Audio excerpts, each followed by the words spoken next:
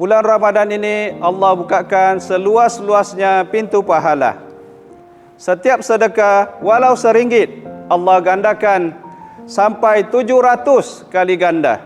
Masjid Al-Ansar Taman Sawit Balong sekarang nak jayakan satu projek untuk ummah, iaitu teratak transit. Bangunan ini insya-Allah ada bilik tamu untuk musafir, ada dobi, ada bilik khas untuk urus jenazah, siap dengan tempat wuduk dan tandas. Semua ini untuk mudahkan urusan orang ramai.